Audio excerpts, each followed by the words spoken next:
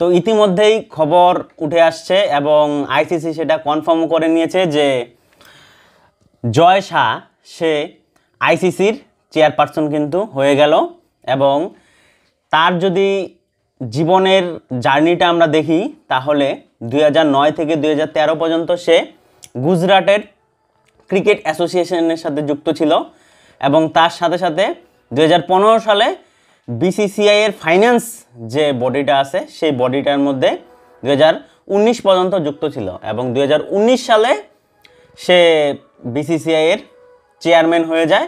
এবং আমরা সবাই জানি যে বিসিসিআই এর চেয়ারম্যান হওয়ার পরে যে ভারতের যে ক্রিকেট দল ওমেন্স এবং মেন্স দুইটাই তার যে গ্রোথটা সেটা কিন্তু দিনের দিন বেড়েই চলছে এবং যে বিসিসিআই এর ইনকাম সোর্সটা সেটাও কিন্তু দিনের দিন বেড়েই চলছে।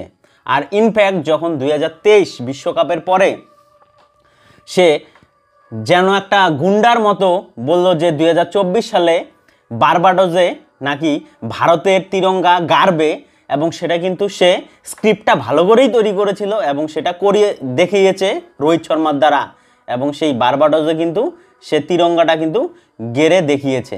এবং পরবর্তীকালে সে আবারও কিন্তু কনফারেন্স করে এবং সেখানে বলে যে রোহিত শর্মার ক্যাপ্টেন্সিতে সে 2025-এর যে চ্যাম্পিয়ন ট্রফি আছে এবং ওয়ার্ল্ড টেস্ট চ্যাম্পিয়নশিপ আছে সেখানেও নাকি ভারত তাদের পতাকাটা গাড়বে। এবং বিসিসিআই এর সেক্রেটারি জয় শাহ যেটা বলে সেটা কিন্তু বেশিরভাগ সময় হয়ে যায়।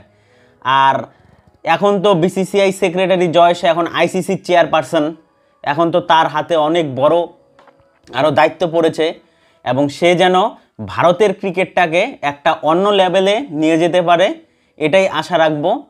এবং বিসিসিআই সেক্রেটারি জয় শাহর জন্য আমার তরফ থেকে হ্যাটস অফ।